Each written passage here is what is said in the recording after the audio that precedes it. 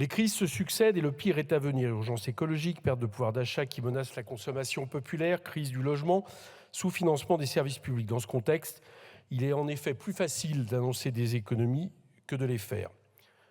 Alors le gouvernement compte reporter ses responsabilités sur les collectivités territoriales. C'est aussi aux collectivités que sont sous-traités l'austérité et l'effort de réduction des déficits, mais aussi les investissements impérieux nécessaires. La contribution des collectivités ne cesse donc d'augmenter alors que leurs dépenses sont, elles, toujours plus contraintes. Elles sont d'abord contraintes par le contexte social et économique. C'est effectivement sur elles que reposent les premières réponses aux difficultés de la population. Elles financent des aides et des salaires qui ont été insuffisamment augmentés, la construction de logements ou encore des services de proximité. Si en effet le montant de la dotation globale de fonctionnement est affiché en hausse en 2024, l'augmentation inférieure à 1% reste très en dessous de l'inflation. Rappelons que cette dotation n'est pas une largesse accordée par l'État, mais une contrepartie au transfert de compétences et un dispositif de solidarité entre les territoires. Avec un montant de dotation qui n'est pas à la hauteur des coûts réels, la part des dépenses obligatoires dans les budgets locaux augmente et réduit d'autant les marges financières des élus. Mais à rebours de toute logique, au lieu de chercher les recettes qui permettent de répondre aux besoins des collectivités, vous recentralisez et réduisez leurs ressources. Vous supprimez en premier lieu la taxe d'habitation sur les résidences principales et la contribution sur la valeur ajoutée des entreprises.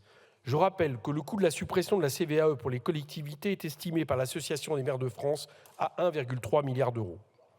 La mise sous dépendance de la TVA pose non seulement un problème financier, puisque c'est autant de recettes manquantes pour le budget de l'État, mais pose surtout un vrai problème démocratique.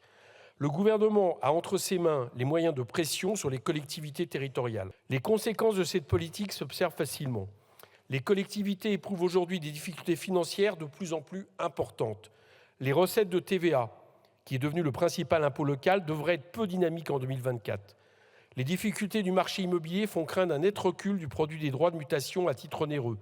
Leur épargne brute devrait donc chuter 9% en 2024 et de 31,2% pour les départements, selon la Banque postale. Des amendements ont été présentés en commission des finances afin de remettre en cause cette logique. Il a par exemple été proposé d'indexer la DGF sur l'inflation ou de majorer des recettes. Certains ont d'ailleurs réuni une majorité élargie jusqu'à vos rangs et ont été adoptés. Je pense à ceux qui majoraient le taux plafond du versement mobilité en Île-de-France, mais malheureusement pas dans toute la France, ou la taxe de séjour sur les hôtels de luxe. Malheureusement, vous avez choisi de continuer à réduire l'autonomie des collectivités, puisque peu d'entre eux ont été retenus au final avec le 49.3, et finalement aussi peu auront pu être débattus. Merci.